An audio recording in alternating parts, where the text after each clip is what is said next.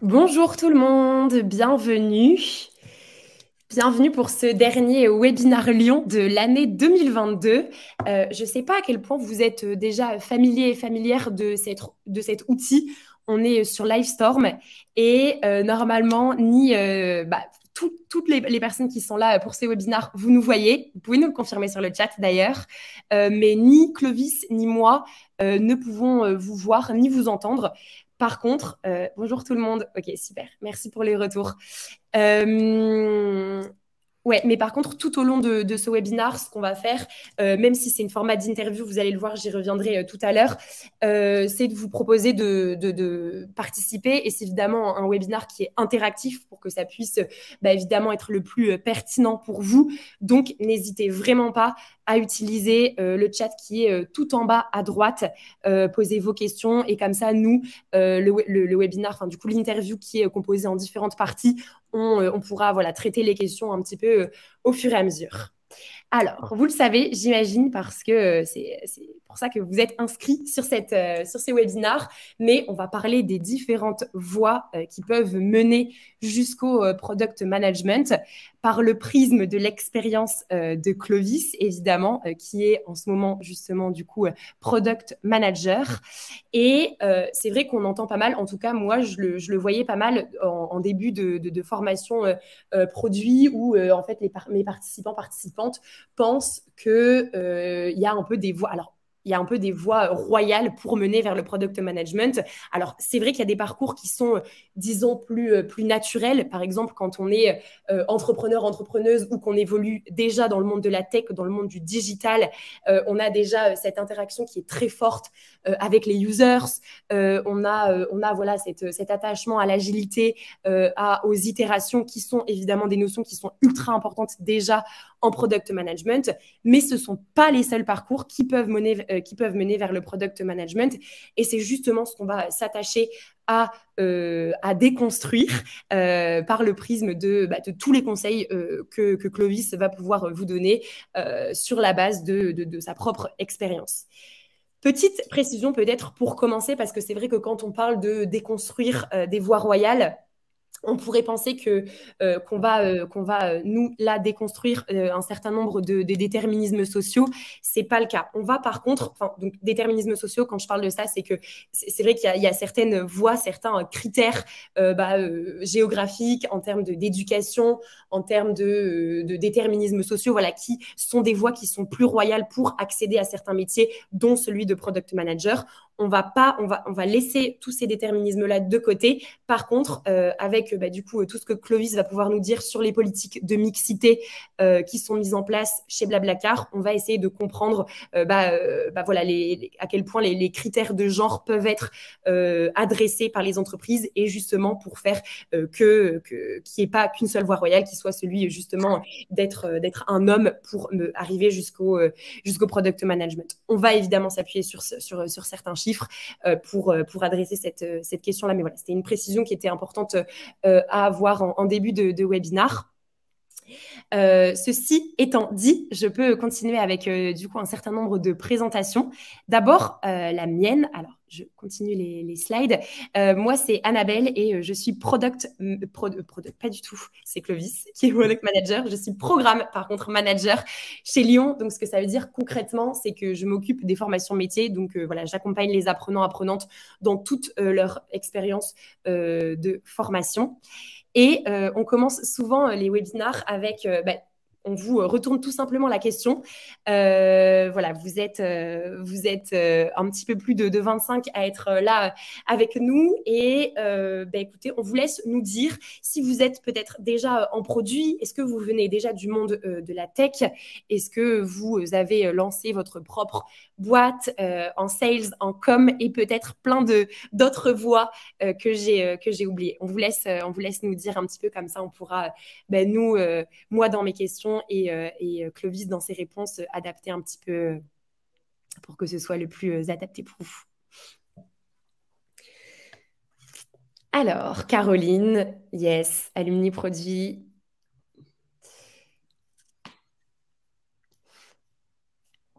Il y a peut-être des personnes aussi qui sont en reconversion. En tout cas, voilà, n'hésitez pas. De toute façon, je vous le redirai, mais même si les questions, elles sont adressées, l'idée, c'est vraiment qu'on comprenne le parcours de Clovis et à quel point les parcours peuvent être multiples. N'hésitez pas à demander aussi vos recos sur votre propre carrière à Clovis. Ok, alors, on a eu des petites réponses. Donc, Caroline, qui est une alumni produit, yes. Euh, donc, en ce moment, PO, mais qui va prendre un poste de product manager. Ok, hyper intéressant. C'est exactement ce que toi, du coup, Clovis, t'as fait. Yes. Jana, yes. Aurélie et toi, vous êtes des alumni maestro. Et du coup, vous êtes ensemble, j'imagine, Jana, si tu me dis ça. Alexandre, donc, alors, software engineer, ok. Et maintenant, product manager, ok, intéressant. Aïda, chercheuse et entrepreneuse dans le web social. Ok. Valentin, tu es PM et tu étais ingénieur QA. Ok. Trop marrant comme toi, Clovis aussi, du coup. Cécile, je suis une genre de product owner, mais dans une petite boîte qui n'a pas de process. Et Antoine, qui est data analyst et Scrum Master. Ok. Et Margot, qui nous écrit account exécutif dans une fintech. Ok, Sandrine et Mathieu, donc PO et PM. Ok, on a des profils assez variés, mais globalement, du coup, plus des personnes qui sont un peu déjà en poste. N'hésitez pas à nous dire s'il y a des personnes aussi qui nous écoutent là, qui sont plutôt en train de se poser des questions pour peut-être évoluer vers le product management. Ok, bah hyper intéressant. Merci beaucoup pour toutes vos réponses. Peut-être sur la dernière partie à vous présenter, avant-dernière, j'ai oublié Armand. Alors, on est ici chez Lyon. Vous avez dû voir les logos un petit peu dans tout votre parcours d'inscription pour venir jusqu'ici, Livestorm. Et qui on est chez Lyon? On est l'école de l'ère entrepreneuriale. Ce que ça veut dire concrètement, c'est qu'on propose des formations et des webinars comme celui-ci qui décryptent un petit peu les nouveaux métiers, les nouvelles compétences, les nouveaux outils grâce à des expertes comme Clovis, qui sont justement des personnes qui travaillent sur le terrain et qui viennent pas juste vous transmettre une théorie absolument décorrélée de la réalité, mais qui viennent vous parler de leur vision, peut-être de leur parcours, comme là, ça va être le cas avec Clovis, mais voilà, à travers leurs yeux à eux et ce qui peut être mis en place dans leur boîte, vous donner accès justement à tout ce décryptage de nouvelles façons de faire, de nouveaux métiers, de nouvelles compétences. À date, on a 6 formations qui sont, bah, comme vous le voyez là sur l'écran, des formations plutôt métiers et découvertes de certains univers dans le monde de la tech. Donc, ça va du growth, qui est du marketing digital, au management, en passant par le produit, par les nouvelles façons de travailler. Et la petite dernière, c'est justement Web3. Et on est sans arrêt en construction de ce catalogue de formations et évidemment des webinars parce qu'on nourrit tous ces changements de notre société, de cet écosystème de webinars et non seulement de ces formations. Et la dernière personne que je voulais vous présenter, c'est Armand. Donc, il n'est pas là sur ce chat, ni là en visio avec vous, mais c'est vraiment la personne chez Lyon que vous pourrez contacter à l'issue de ce webinaire si vous avez des questions si vous vous posez des questions sur votre propre parcours pro, parce que voilà, vous hésitez à vous lancer peut-être dans une carrière de POPM ou dans un autre métier de la tech. Voilà, il pourra vraiment vous accompagner dans toute cette réflexion-là et dans vos démarches pour sauter le pas, entre guillemets. Et voilà, je vous ai mis le lien juste ici sur cette slide, mais d'ailleurs, vous aurez accès à l'entièreté de la presse juste après cette heure passée ensemble. Et bien justement, ça fait déjà 10 minutes que je parle, c'est bien trop. On va passer à l'interview. Donc notre star du jour, c'est Clovis. Et bien justement, je ne vais pas en dire trop sur ton parcours et on va pouvoir commencer avec la série de questions que j'ai pour toi. Et la première, c'est justement, est-ce que tu peux nous parler de ton premier poste, enfin le premier poste que tu as pris du coup chez Blablacar. Qu'est-ce que c'était et en quoi ça consistait? Yes, merci Annabelle pour l'introduction. Bonjour à tous, merci d'être là. Donc, il y a bientôt 5 ans, donc en avril 2018, je suis arrivé à Blablacar, et plus précisément sur le projet Blablacar Daily, donc qui est l'application du covoiturage domicile-travail. Et à ce moment-là, l'application, elle était toute jeune, elle avait à peine quelques mois, même pas un an. Et en fait, je ne sais pas si vous vous souvenez, peut-être, en avril 2018, il y a eu pas mal de grèves SNCF. Et donc, du coup, cette application, elle a vécu un boom d'inscription et du coup d'activité. Et au début, c'était les premiers employés qui avaient créé l'application qui s'occupait de répondre aux messages des utilisateurs. Donc, tout ce qui est support client, nous on l'appelle la relation communauté, support membre. Donc, il y a un poste qui a été créé à mi-temps. Et donc, à ce moment-là, j'avais une amie du lycée qui travaillait à Blablacar et elle a pensé à moi donc pour ce poste à mi-temps. Donc, l'idée, c'était de bosser là-bas 25 heures par semaine. Donc, j'y allais tous les après-midi de 14h à 19h. Et en fait, à ce moment-là, donc on est un an après la fin de mes études. Et pendant la dernière année de mes études, j'avais lancé un petit projet entrepreneurial de création de bijoux, des bijoux personnalisés. L'idée, c'était que le client, en fait, il m'envoyait une idée, un design, un logo, à partir duquel je créais un modèle 3D que j'envoyais à un producteur qui m'envoyait une pièce dans le matériau choisi par le client. Donc, ça pouvait être du plastique, de l'or, du plaqué or, de l'argent. Moi, je faisais le montage, donc j'ajoutais une chaîne si c'était un pendentif, je faisais un tissage pour un bracelet si c'était un bracelet. Donc ça, c'était le projet que j'avais lancé à la fin de mes études. Et donc, ça n'avait pas forcément pris énormément. Et donc, ce poste-là qui m'a été proposé par mon ami Colin est tombé à pic. Et donc, le matin, je gérais mes bijoux et l'après-midi, j'allais faire le support client du coup de Blablacar Daily. Et donc, j'étais le premier employé du support client et donc j'ai eu ce poste pendant près d'1 an et demi. Ok. Et du coup, toujours chez Blablacar Daily, au bout de combien de temps d'ailleurs, tu as migré plutôt côté Quality Assurance. Et du coup, est-ce que tu peux nous expliquer un petit peu en quoi ça consiste et surtout, au bout de combien de temps tu as pris ce poste-là? Ouais, donc la transition, en fait, s'est faite au bout d'environ 1 an et demi. Ok. En fait, ce qui s'est passé, c'est qu'au bout d'1 an et demi, déjà, j'avais un peu fait le tour du support membre. J'avais envie de voir des nouvelles choses. J'avais appris énormément de choses en étant employé de Blablacar, qui est une super boîte parce qu'il y a notamment toutes les semaines en fait, des événements via lesquels une équipe va présenter ce sur quoi il travaille. Donc, toutes les semaines, il va y avoir l'équipe marketing, l'équipe data, l'équipe support client, l'équipe produit, une des équipes tech qui va parler de ce dont elle fait. Et en fait, en 1 an et demi, j'avais déjà vu plein de choses, appris plein de choses. Et à ce moment-là, j'étais un peu en mesure de reprendre, de relancer d'une meilleure manière mon projet de bijoux. Ou Ah, alors, j'étais prêt à rester, à passer à temps plein, si on me donnait en fait un peu plus des clés pour développer le support membre et améliorer l'application. Parce que en tant que personne qui répond à l'intégralité des mails et des messages sur les réseaux sociaux, des commentaires sur les stores, ouais. j'avais une bonne vision de ce dont les utilisateurs voulaient voir comme amélioration de l'application. Et donc, c'est en général négatif. Les gens écrivent plus pour se plaindre d'un service que pour en dire les bonnes choses. Mais du coup, j'avais en moi ce sentiment que l'application, elle n'était pas encore, enfin, qu'il y avait plein de choses à faire et j'avais envie d'en faire partie. Et donc, du coup, j'avais proposé à mon manager et à d'autres personnes qui étaient du coup les leaders, enfin les managers du projet Daily, de recruter quelqu'un en dessous de moi pour faire les tâches un peu plus opérationnelles et pour que moi je puisse développer davantage la relation justement avec les techs, avec le produit, pour faire remonter tous les besoins des utilisateurs. Et en fait, à ce moment-là, Blablacar Daily, c'était pas une priorité pour Blablacar. Et donc, ma demande, elle n'a pas forcément été acceptée. Donc, du coup, j'ai dit, bon, tant pis, je vais peut-être partir et aller du coup retourner sur mes bijoux et reprendre ce projet-là. Hein. Et là, en fait, on m'a un peu retenu, donc ça vient pas de moi.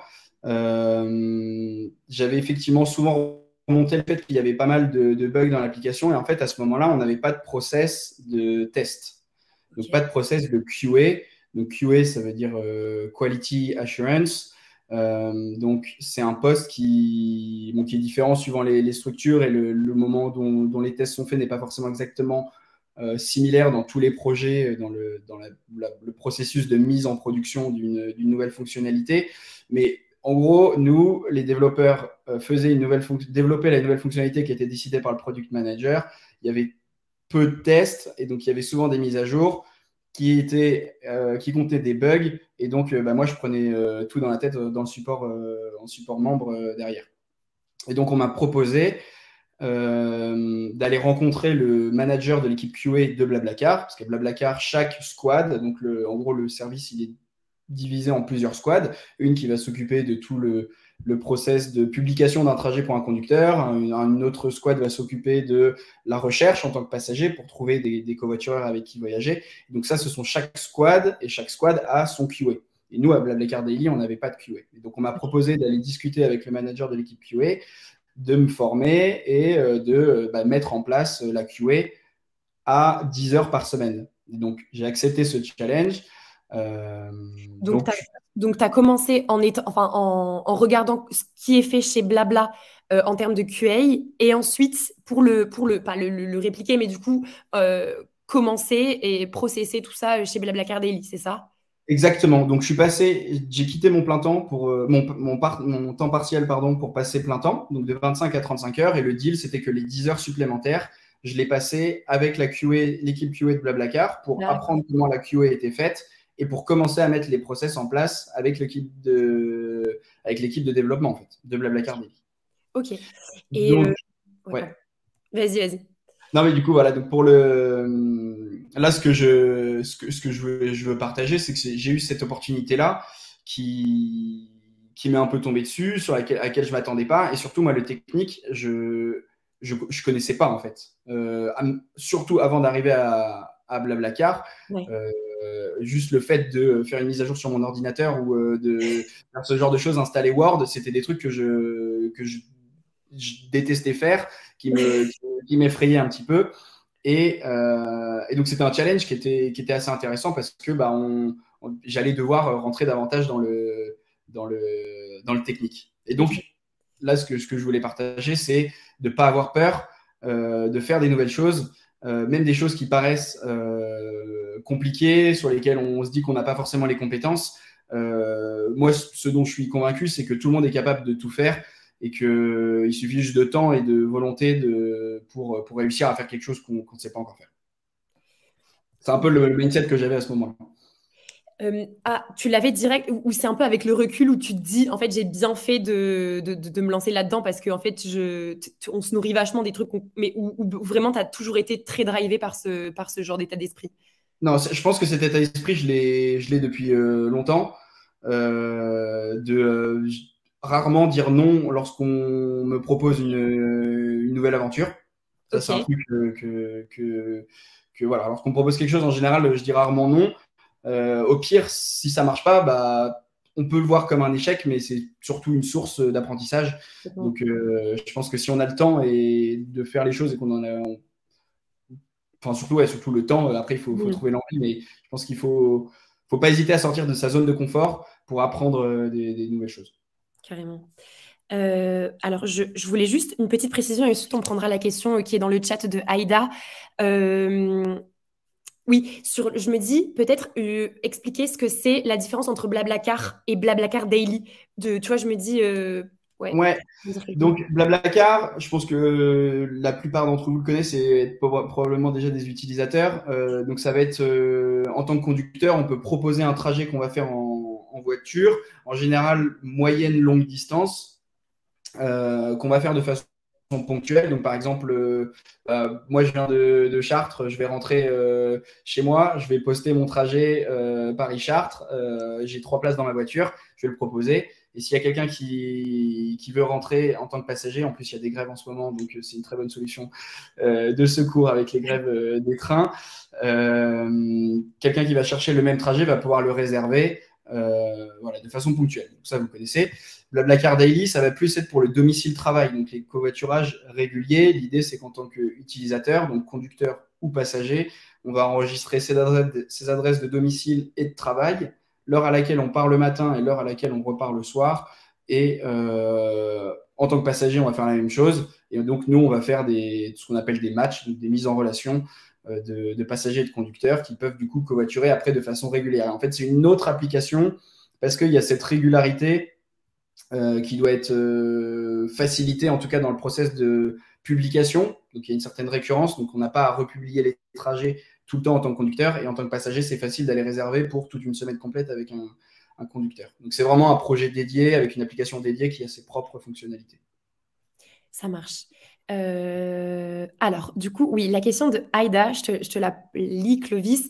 C'est qu'elle est intéressante avant de creuser sur justement les différentes voies. C'est quoi ta formation initiale, Clovis? Donc, Ouais. je pense en termes de formation.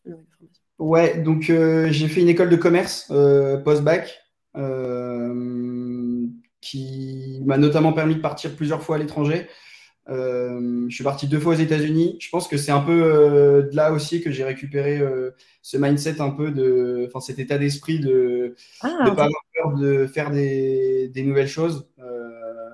Je crois que on a un peu en France, on est un peu fait attention, protège-toi, voilà, je fais les choses comme il faut, cadré, Ou voilà. Donc, lance-toi quand tu es vraiment prêt ou quelque chose comme ça. voilà, alors qu'aux États-Unis, c'est tout le monde fait plein de choses. Ouais. Voilà, il y a un peu ce mindset, cet état d'esprit américain que j'ai peut-être dû ramener avec moi lors de mes échanges là-bas.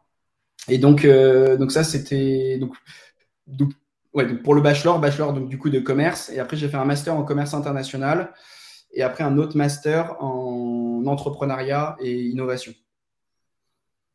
Donc, j'ai quand même eu le sentiment que j'avais cet état d'esprit entrepreneurial, d'où le fait que j'ai lancé un petit projet en sortant à la fin de mes études. Et également, du coup, pour le lien avec Blablacar, moi, avant même de pouvoir utiliser le service, j'en étais déjà fan. En fait, quand j'en avais entendu parler, c'était au lycée, je devais être en première ou en terminale. J'avais même pas le permis. Et je me suis dit, mais en fait, j'ai trop envie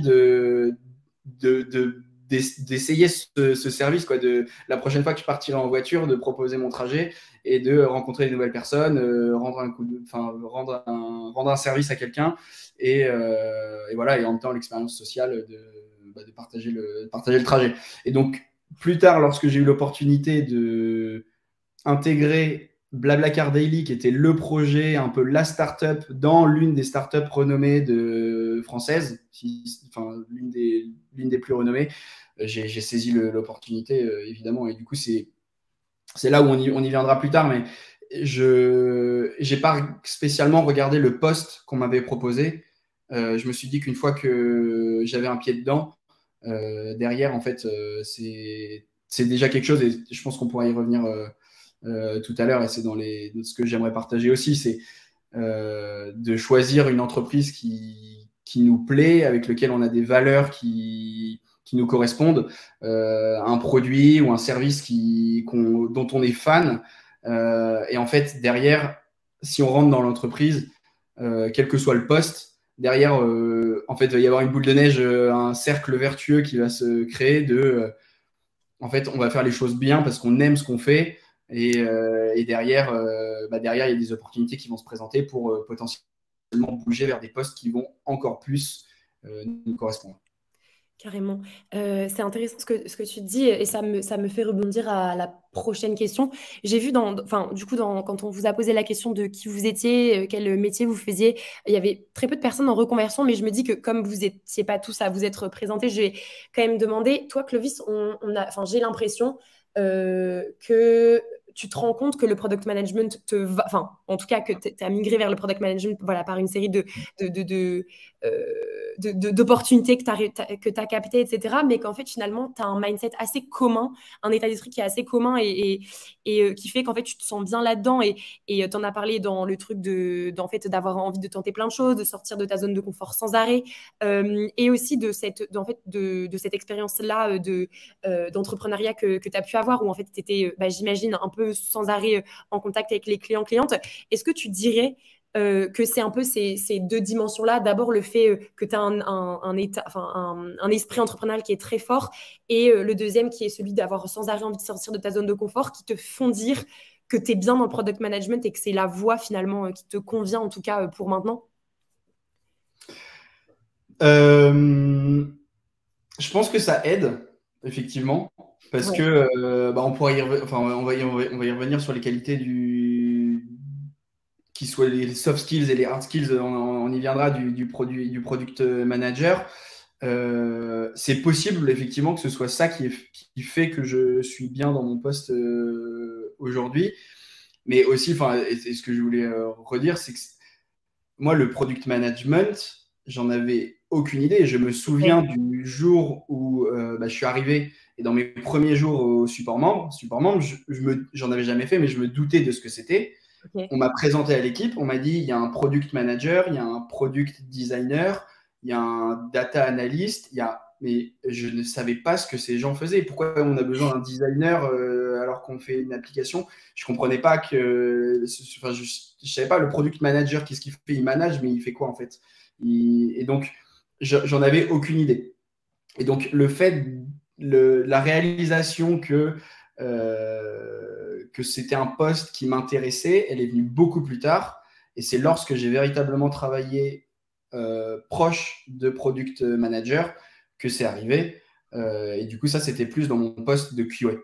Et du coup, là, ce que je pourrais dire, c'est si on pense qu'on a envie de devenir product manager, avant même de savoir ce que c'est exactement, je pense que c'est pas du tout. Enfin, ça peut être une bonne chose d'essayer d'aller travailler au contact justement des product managers. Ah, Parce que et le product manager, et donc c'est ce que j'ai fait avec la QA. Et en fait, l'avantage, c'est qu'il y a plein de postes qui travaillent directement avec des product managers. Donc j'en ai cité quelques-uns. ouais. La data, le design, la QA, les développeurs. Et suivant les équipes, après, il est plus ou moins proche du marketing, Ouais. du business, du support. Donc ça, c'est un des autres choses dans la mobilité interne. Si on a envie de se demander si c'est un poste qui pourrait nous correspondre, je pense Ouais. qu'aller travailler directement avec eux, c'est une bonne chose. Ok. Et tu as commencé un petit peu à en parler. Pour toi, c'est quoi les soft skills qui sont essentiels pour être ou devenir ou aspirer à être PO, bah, PM plutôt du coup? Ouais. Moi, je dirais que l'une des soft skills, donc du coup, les soft skills, si on donne une définition, c'est plus sur Oui. les qualités de personnalité, en fait, et qui vont se transformer par la façon qu'on va avoir au travail et dans la vie personnelle. Mais en l'occurrence, là, on est plus dans l'aspect professionnel et qui vont permettre, en fait, qui vont faire qu'on est la personne qu'on est tous les jours vis-à-vis de ses collègues et la façon de travailler sur les projets. Moi, je dirais que la qualité principale, enfin, en tout cas, l'une des plus importantes, je dirais que c'est l'empathie.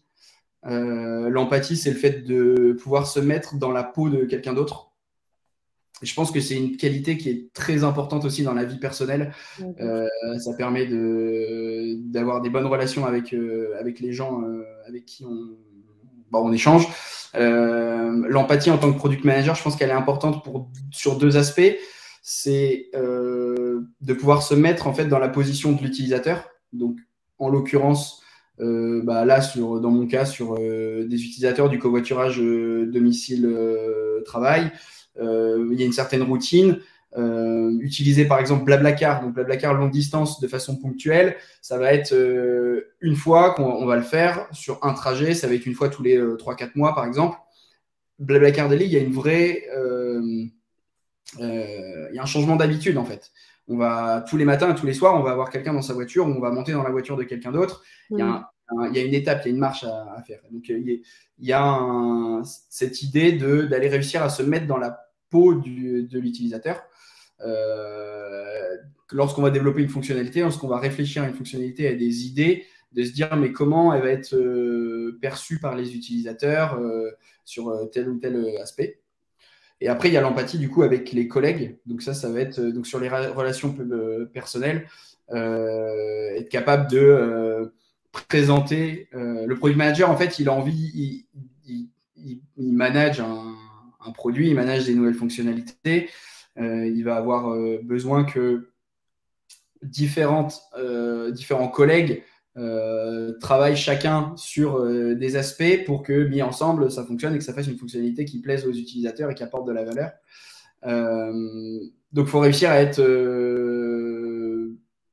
empathique envers tout le monde, c'est-à-dire être sympa en étant compréhensif. Si la personne elle travaille déjà sur d'autres projets, bah, elle va peut-être pas pouvoir faire telle ou telle demande qui va nous paraître urgente, mais en fait, il va peut-être falloir avoir les bons mots, être patient, peut-être attendre demain pour demander telle ou telle chose qui doivent être faites.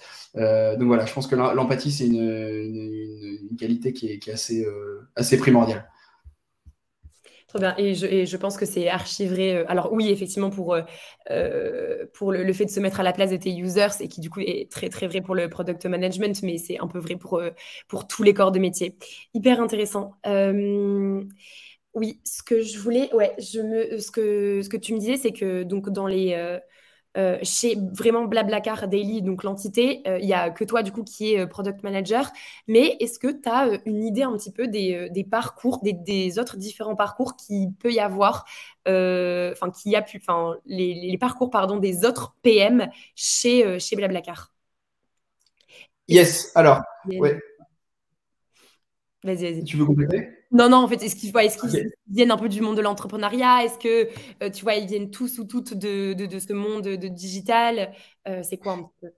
Ouais, alors déjà pour revenir au premier, en fait, je suis pas le seul product manager de Blablacar Daily. Je l'ai été pendant quelques mois par la force des choses, Ok. parce on n'avait pas réussi à recruter. Enfin, en tout cas, ça a mis un peu de temps parce que le recrutement, c'est toujours ça prend du temps. Mais l'idée, en fait, c'est que moi, vu que je suis assez junior, hein, j'ai commencé en tant que product manager qu'il y a un an. Oui. Et donc, l'idée, c'est que au-dessus de moi, ou en tout cas qui travaille main dans la main avec moi, il y a un senior product manager, donc quelqu'un avec de l'expérience. En l'occurrence, il y a quelqu'un qui est arrivé en juin, qui est mon manager actuel,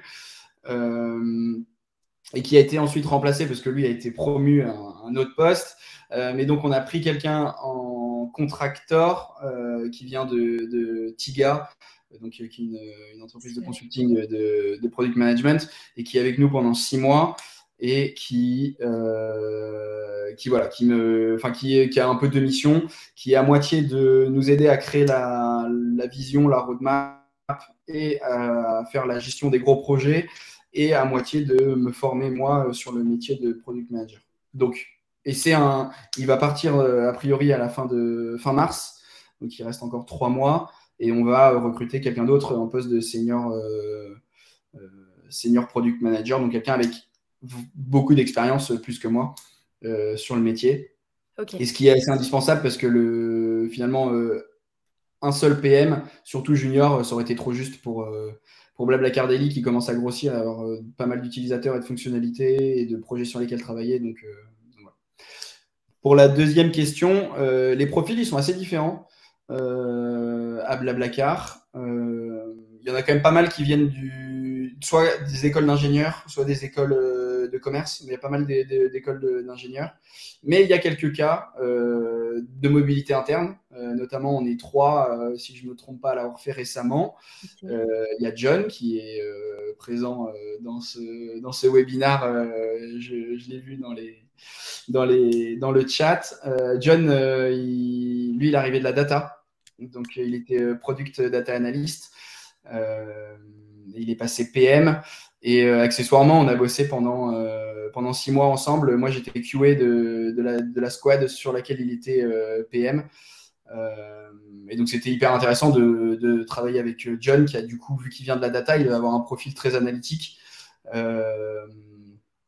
Et donc, voilà, donc il y a cet exemple-là.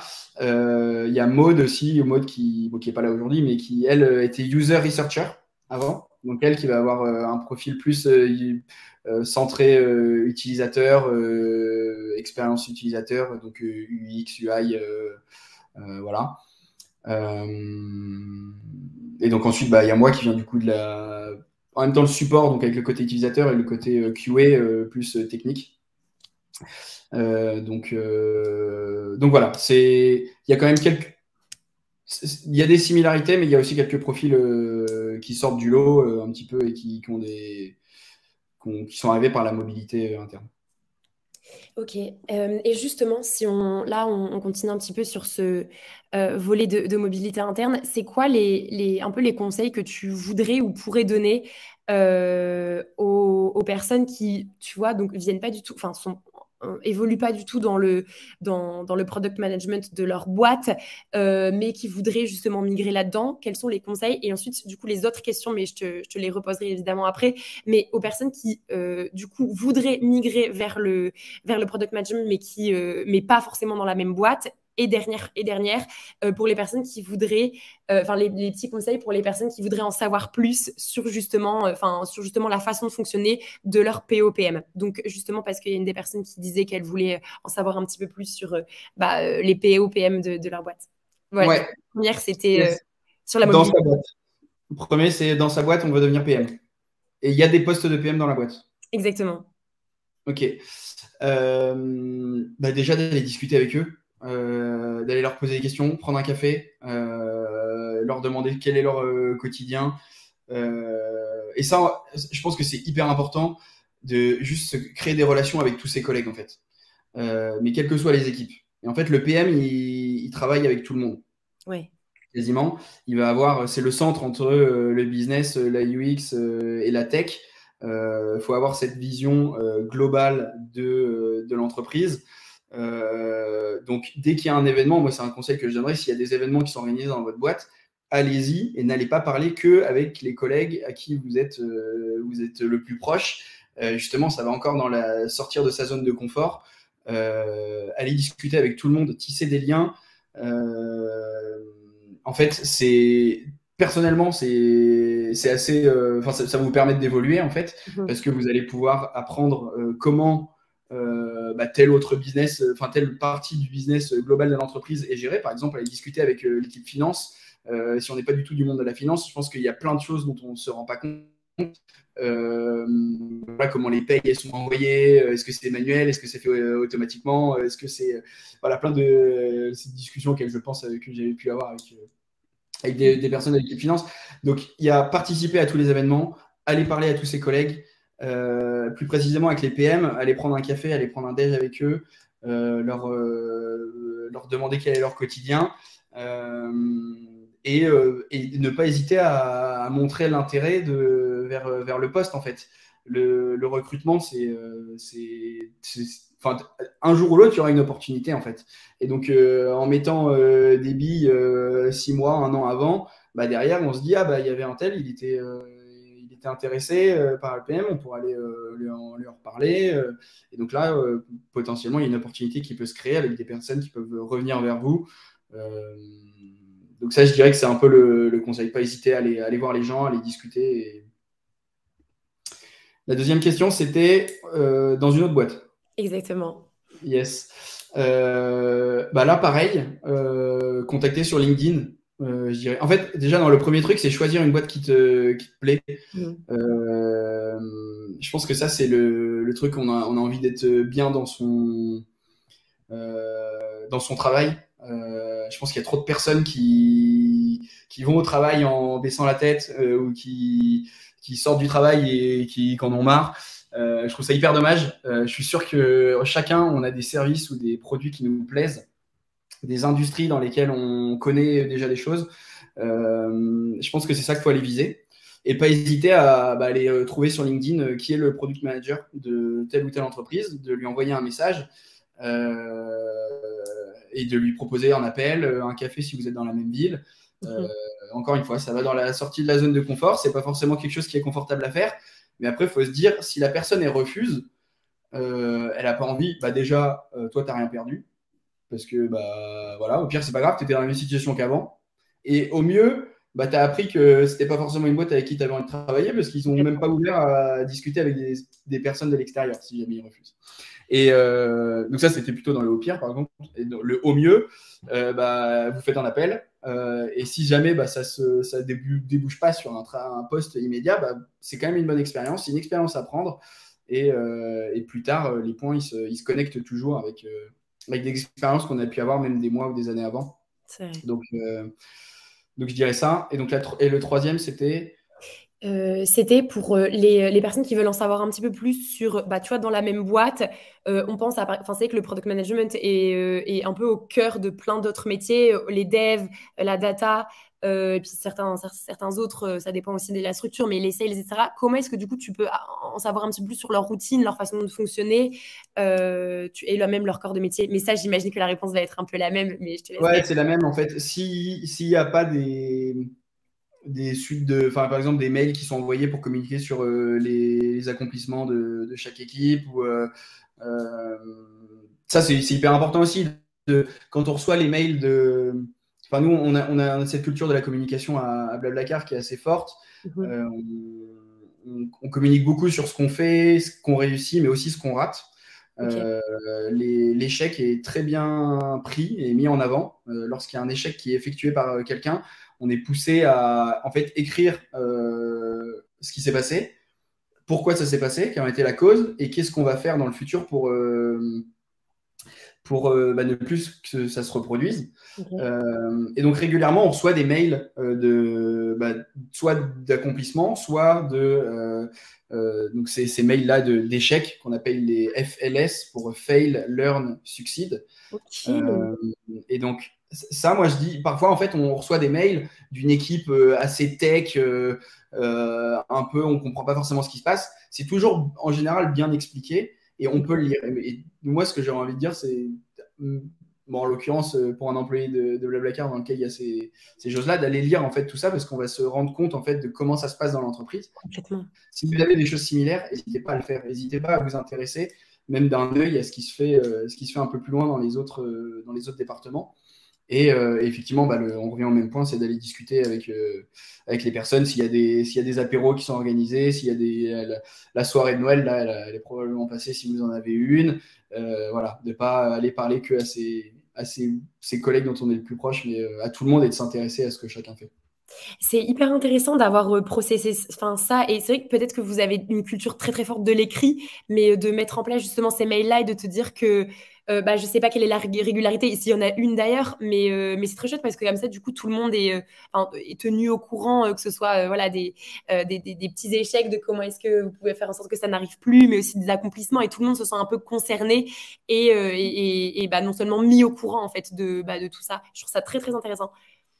Et juste pour faire le lien du coup avec le métier de PM, c'est que tous ces liens que tu as pu tisser en fait dans l'entreprise, si un jour tu arrives à devenir PM dans cette entreprise-là, tu vas avoir besoin de ces gens-là pour qu'ils te fournissent des informations qui sont hyper cruciales et qui vont te permettre de toi mieux gérer les projets sur lesquels tu travailles. Et en fait, demain, si tu as une question sur l'équipe finance, tu as envie de savoir, je sais pas, si tu travailles sur, je sais pas, un projet qui est en rapport avec la paye, puisque je prenais cet exemple-là tout à l'heure, tu as envie de savoir en combien de temps ou quel jour du mois et en combien de temps la paye elle est envoyée, combien de temps elle arrive. Si tu n'as pas tissé de lien, tu vas te dire, mais attends, à qui j'en parle? Je sais pas. Tu vas voir l'organigramme, tu vas perdre du temps. Tu vas aller envoyer un mail voilà, ou un Slack, suivant l'outil de communication que tu utilises. Alors que si tu as déjà tissé un lien, tu t'envoies un message, la personne, elle te connaît, elle t'apprécie, elle va répondre hyper rapidement. Et en fait, derrière, il y a une efficacité qui est gagnée et qui permet de toi, même mieux faire ton travail de PM ensuite, quoi. C'est clair. Jana, j'ai bien vu ta question qui est très focus métier, mais du coup, ce sera la question juste après la dernière que je pose, qui est plus là en termes de parcours carrière. Je vous disais en intro qu'on allait se dégager un petit peu des déterminismes sociaux, à part du coup d'essayer de comprendre ce qui est mis en place grâce à Clovis, du coup en termes de politique de mixité chez Blablacar et du coup peut-être Blablacar Daily. Tu pourras nous expliquer d'ailleurs s'il y a une différence. Mais voilà, on sait que je sais pas trop si vous avez les chiffres en tête, mais dans le monde de la tech de façon, enfin même pas de la tech, du digital, pardon. On connaît ce chiffre-là en 2021 il y a 20% de femmes, donc pour du coup tout le reste qui sont des hommes. Et si vraiment on continue sur le monde de la tech de façon et les métiers qui sont liés à la tech, donc plutôt programmation, dev et trade data, etc., on descend encore et on est plutôt vers l'ordre de 14-15%. Donc évidemment qu'il y a un rôle à jouer qui est du côté des entreprises et on sait que, enfin je sais du coup parce que tu me l'as dit, Clovis, que Blablacar faisait des choses, notamment avec des politiques de mixité, je ne sais pas exactement comment vous appelez ça, ou bien peut-être de politique de genre, je ne sais pas, d'inclusion. Est-ce que tu as des chiffres à nous partager? D'abord, nous dire ce qui est mis en place, Ouais. voilà, quelle est un peu la promesse de ces politiques et si ça fonctionne bien. Ouais, donc il n'y a pas de critères de mixité qui sont spécifiques, mais par contre il y a beaucoup d'inclusivité, que ce soit dans les process de recrutement, mais aussi dans les process euh, de développement en interne en tant qu'employé. Donc il n'y a Ok. évidemment pas de différence entre les genres, enfin, tous les types de mixité qui peuvent exister. Mhm. Euh, il y a des efforts qui sont faits pour effectivement avoir plus de femmes dans la tech et dans le produit et tech. Donc, si on a tech, donc ça va être que les développeurs, et produit et tech, ça va être toute l'équipe de développement. Ouais. Comme chiffre que j'avais, euh, donc, on m'a transmis que dans la tech, en 2 ans, on est passé en tech, donc le pourcentage de femmes de 13 à 17%. Ok. Pour le management, non, non, d'abord pour produit et tech, on est monté jusqu'à 25%. Ok. Ça, c'est des chiffres de Blablacar. Ça, c'est Blablacar. Oui, il n'y a pas de différence avec Blablacar Daily. C'est-à-dire D'accord. que nous, on bénéficie du même pôle de recrutement, tous les mêmes process de. Enfin, tout est mis en commun comme Blablacar et comme Blablacar Bus aussi, qui a son équipe et tout le monde bénéficie des mêmes chances en termes de recrutement et d'évolution. Dans les autres chiffres, dans les femmes managers, c'est passé de 36 à 40% en 2 ans. Ok. Voilà, et après on m'a donné un autre chiffre de l'indice de parité en France. On est monté de 78% à 92%. Et on a un score de 9 sur 10 d'inclusion. Voilà. Ok. Donc, je suis vraiment pas un expert hein, sur le sujet. Non, mais c'est intéressant. Mais donc, on a 2 employés qui sont chacune. Enfin, de ce que j'ai compris, c'est comme ça que c'est un peu organisé, qui ont un peu ce rôle en fait de développement de tous ces projets-là.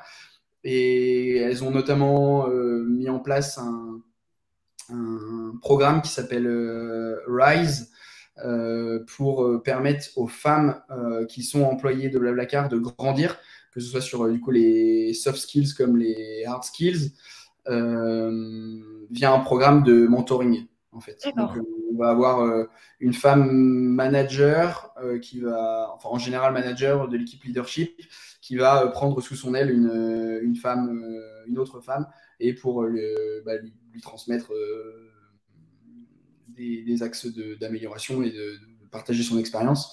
Il y a aussi il y a il y a eu la semaine du handicap qui a été organisée récemment, où chaque jour on apprenait on nous partageait en fait des éléments d'inclusivité sur le handicap. Ils ont notamment fait venir une championne de Florence Alix Gravelier, qui est une championne de tennis qui a gagné les JO paralympiques et les championnats du monde plusieurs fois. Qu'est-ce qu'on a d'autre? On a un programme qui s'appelle Break the Bias, donc briser les préjugés, qui va en fait une formation qui va permettre de moins avoir de préjugés, en tout cas de casser tous les préjugés qu'on peut avoir, voilà, en fonction de différents critères. Donc il y a plusieurs actions qui sont mises en place pour essayer de recruter des personnes de différents horizons, je dirais, et en même temps d'éduquer les employés qui sont déjà là sur toutes ces questions-là. Ok, trop chouette. Merci beaucoup pour du coup tous ces partages-là. Je vais prendre la question maintenant. On va pouvoir creuser un petit peu sur qu'est-ce que c'est concrètement qu'être PM ou PO du coup en termes de hard skills. Alors, Jana qui demandait. Alors, attends, je retourne sur le chat. Oui. Est-ce que les membres du CSM sont dédiés et intégrés au squad chez Blablacar? Donc, CSM, Customer Success oui, Manager. Ouais, chez Blablacar. Ouais, je te laisse répondre du coup, Chris. Euh, Alors, du coup, sur ce point-là, sur les Customer Success Managers, je crois que c'était l'un des points sur lesquels on a dû s'améliorer et sur lesquels on s'est amélioré, c'est du coup, le lien entre le support, donc l'équipe support, et l'équipe produit et tech. Quand je suis arrivé il y a 4 ans et demi, il y avait un peu un ressenti comme quoi il y avait un peu un gap entre les deux et que l'équipe produit et tech ne travaillait pas forcément sur les sujets sur lesquels les membres se plaignaient le plus. Et donc ça s'est amélioré par… Alors, j'irai pas jusqu'à dire qu'ils sont intégrés dans les squads, c'est pas le cas, mais par contre, il y a beaucoup de points de contact beaucoup plus réguliers, hebdomadaires, entre certains employés du support membre qui vont avoir cette vision un peu produit et technique et qui vont permettre de faire le pont entre ces deux équipes. Ok. Ouais. Et alors Maxime qui demandait oui, est-ce que l'on pratique l'extreme ownership chez Blablacar Daily? Alors, qu'est-ce que l'extreme ownership? Je n'ai pas ce… Je Maxime, sais pas si tu veux bien si précision. tu veux, Et Cécile, sur ta question, je l'ai bien vu. Question très inspi, boîte à outils, veille. On pourra la voir juste à la fin, comme ça, on vous laisse sur une note un petit peu inspi avant de creuser sur la. Il est déjà 52, en fait, ça passe très très vite. Alors, Maxime, c'est le fait d'être honneur des demandes, besoins, tickets de bout en bout.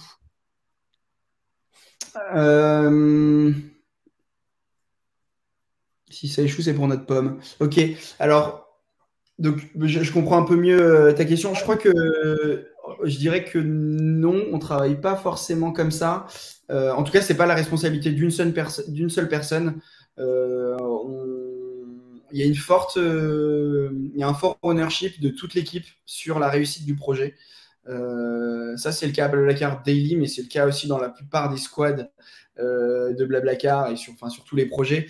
Il y a, ouais, donc nous, on est plutôt du coup sur une responsabilité collective, je dirais. Au global, on a envie que tout le monde réussisse. Et si on voit que quelqu'un rate, on ne va pas le laisser rater parce qu'on sait que ça va mettre en péril la réussite globale du projet. Et donc, on va plutôt aller proposer son aide ou aller chercher l'aide là où il y a besoin. Ok. Alors, je regardais les interactions qu'il y a après. Oui. Oui, donc là, on a pas mal parlé de soft skills. Pour toi, Clovis, et peut-être aussi par le prisme de d'abord le fait que tu aies été PO et ensuite PM, c'est quoi les hard skills qui te semblent, donc là, qui sont des compétences tout à fait presque dures, enfin voilà, si on parle de traduction mot à mot en français, voilà, qui sont des compétences qu'on peut acquérir. Et voilà, quelles sont ces compétences un peu dures qu'il est nécessaire pour toi d'avoir quand on migre dans le product management Ouais. ou de développer? Je crois que un truc qui est quand même assez essentiel, c'est d'avoir quelques notions de business quand même, de se rendre compte qu'on développe pas seulement un service mobile, une application ou un site internet, mais comprendre comment ça rentre dans la globalité de l'entreprise. Enfin, c'est un peu le constat aujourd'hui. Aujourd'hui, quand même, les entreprises ont besoin de faire de l'argent. Le but, c'est d'être rentable dans la plupart des projets. Donc, avoir cette notion de comment ce sur quoi on travaille crée de la valeur, quelles conséquences le coût de développement de telle ou telle fonctionnalité peut avoir sur le résultat de l'entreprise. Donc, des informations business telles que faire la différence entre un chiffre d'affaires et un résultat, par exemple. Donc, ça va être plus avoir quelques notions de business. Sans forcément aller dans savoir faire des comptes de résultats, de finances. Voilà, ça peut toujours aider pour aller, une fois qu'on va discuter avec l'équipe finance si besoin. Je ne sais pas pourquoi je prends cet exemple à chaque fois, mais en tout cas, c'est le cas. Voilà. Donc ensuite, après, il va y avoir toute la notion qui va être plus liée véritablement sur le développement. On dit un peu que les trois pans du product manager, et je l'ai dit tout à l'heure, donc c'était l'UX, donc se rendre compte de l'utilisation du service, donc du site internet ou de l'application en tant qu'utilisateur. Voilà, comment les fonctionnalités elles s'enchaînent, les différents écrans, qu'est-ce qu'on peut faire ou ne pas faire sur le service en tant qu'utilisateur. Il va y avoir le côté tech, comprendre le processus de développement. Ça passe par savoir faire la différence entre le back-end et le front-end, se rendre compte de comment se passe la mise en production, le développement et la mise en production d'une nouvelle fonctionnalité. Donc ça, je pense que c'est pas mal d'avoir quelques notions de code. Par exemple, aller sur Code Academy, qui est un super site, il y en a plein d'autres, mais pour apprendre à faire un peu de code en JavaScript, franchement, en quelques heures, on peut se rendre compte déjà de comment est fait en fait un programme informatique. Et après, il va y avoir le côté data. Donc, se rendre compte que du coup, la data, c'est quand même ce qui nous permet de prendre des très bonnes, en tout cas, ce qui nous aide à prendre des décisions. Et là, pareil, savoir faire une requête SQL, par exemple, c'est un plus, je pense.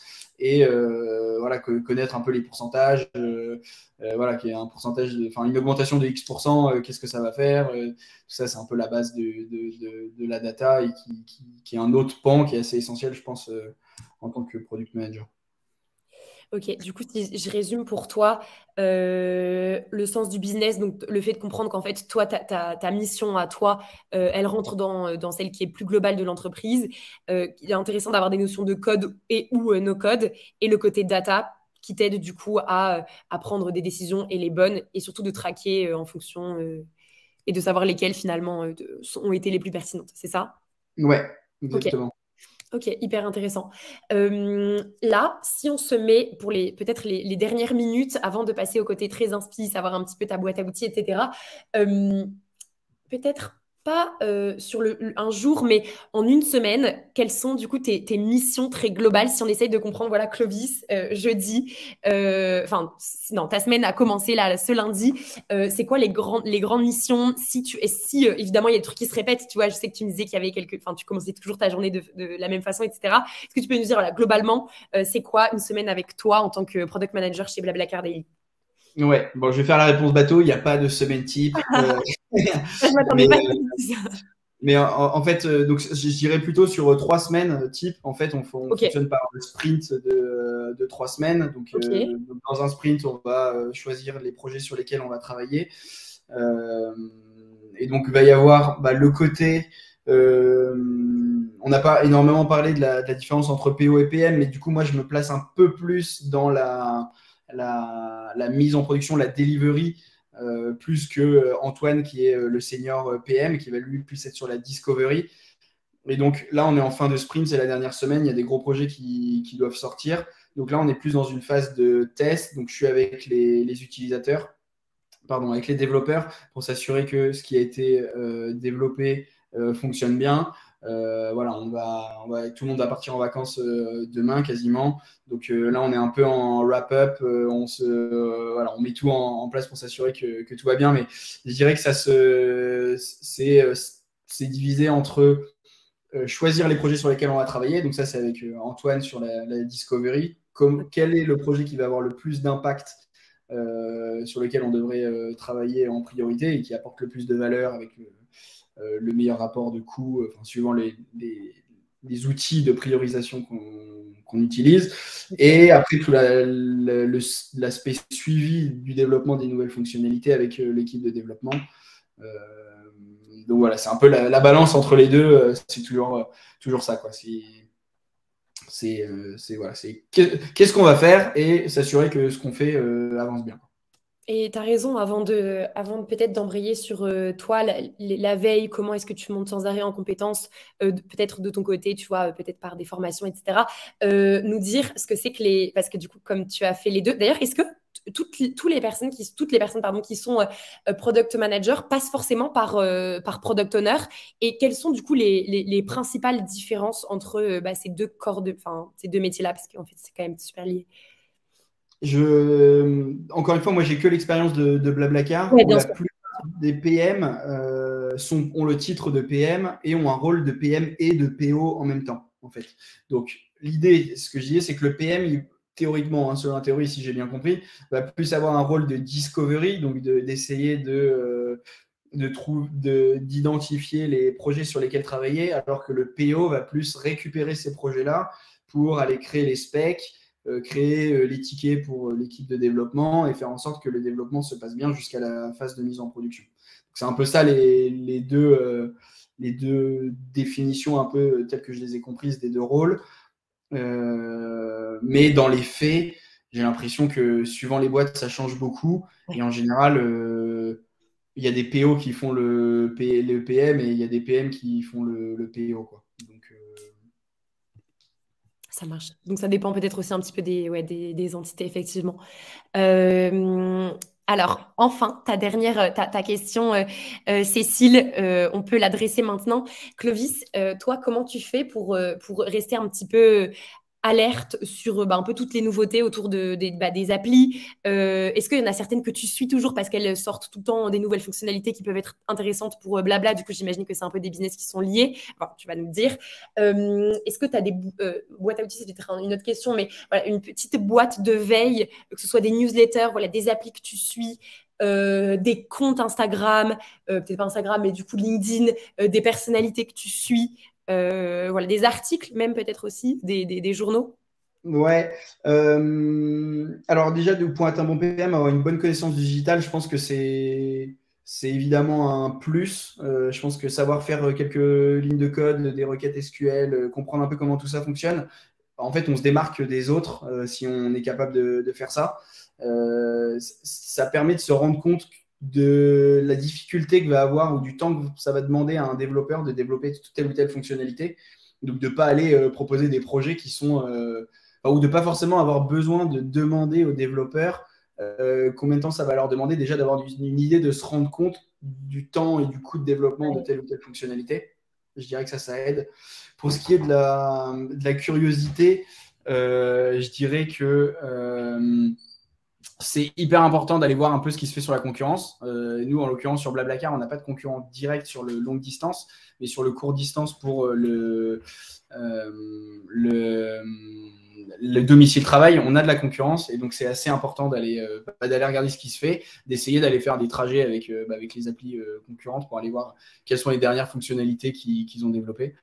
D'aller voir s'il n'y a pas de concurrent direct, d'aller voir des entreprises qui vont ressembler. Typiquement, nous, à Blablacar, il y a Airbnb. En fait, Airbnb, on partage son appartement ou sa maison. Sur Blablacar, on va partager sa voiture. C'est une plateforme de rencontre entre de l'offre et de la demande. Donc, il y a plein de fonctionnalités qu'eux développent dont on peut s'inspirer. Et après, en termes de newsletter, j'ai eu une newsletter. C'est pas du tout, c'est pas produit. Je suis pas de product manager ou de chaîne de product management à proprement parler. Mais je suis The Hustle. Je peux le mettre dans le... Ils envoient beaucoup de mails, mais je trie un peu. Ils en envoient 3 ou 4 par semaine qui sont assez complets. Mais voilà, je regarde. C'est sur le business, en fait, et sur les nouveautés. Et en fait, il y a pas mal d'anecdotes un peu fun sur... des histoires qui sont passées dans le business ou dans le digital il y a des années, dans les années 80. Voilà, donc ça donne un peu de contexte sur ce qui se passe dans le monde actuellement et aussi sur ce qui s'est passé il y a quelques années. Ok, trop bien, hyper intéressant, merci beaucoup. Oui, et il y avait je regarde si on a répondu à toutes, enfin, tu as répondu à toutes les questions. Oui, il y avait peut-être la question, qu'est-ce que tu penses, enfin, si tu as un avis dessus d'ailleurs, Clovis, des certifications ou formations, j'imagine. Le Code Academy pour le site, là, j'ai vu pour s'entraîner au code. Après, des certifications. C'est pas, tu m'as pas demandé de faire de la pub pour la formation produit de Lyon, mais elle est vraiment top. Du coup, moi, je l'ai faite en janvier et c'est comme ça qu'on s'est connus.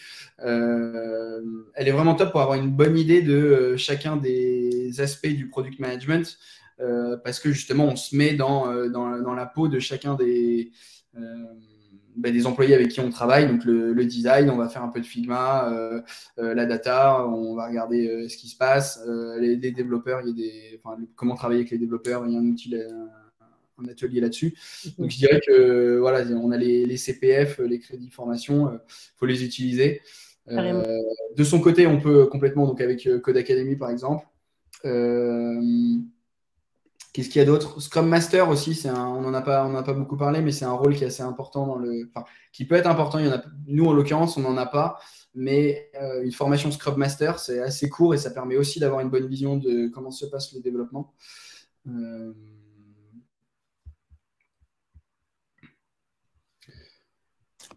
Trop chouette. Donc, merci. voilà.